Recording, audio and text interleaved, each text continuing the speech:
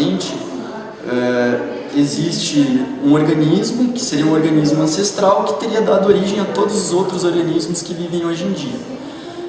E o que acontece com esse organismo ancestral? Esse organismo ancestral, por diversas pressões do ambiente ou pressões sexuais, ele acaba sendo selecionado e as características que permitem que ele seja mais apto do que os outros organismos, elas são passadas para gerações futuras e assim por diante, ou seja, as características que permitem que esse organismo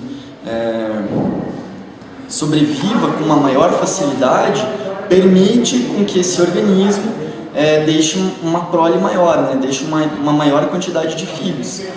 E a partir desse momento, como essa característica ela é herdada pelos filhos, os filhos também vão possuir essa característica, que a partir de então vão passar para os seus filhos, para os seus netos, bisnetos e assim por diante.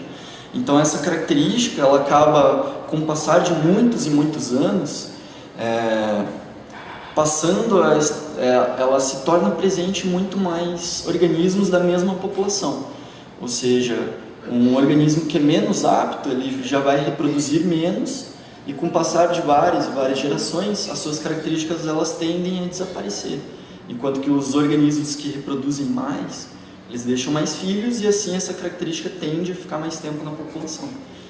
Seria basicamente isso, tem esse lado da seleção sexual e a transmissão desses caracteres que são selecionados, né, para a prole, né, para os filhos, netos e bisnetos e assim por diante.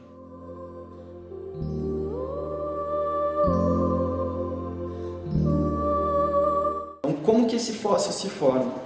Primeiro, tem que existir um organismo vivente, né? Então esse organismo ele acaba morrendo por algum motivo e os restos desse organismo, como por exemplo esqueleto, conchas ou qualquer outra estrutura que esse organismo possua, ela acaba sendo soterrada. Então o que acontece? Acontece esse soterramento que vai cobrir os restos desse organismo, né? Isso permite com que a decomposição não ocorra em todas as estruturas. Se, por exemplo, você deixar um osso pegando sol e chuva todo dia, esse osso ele vai acabar se destruindo.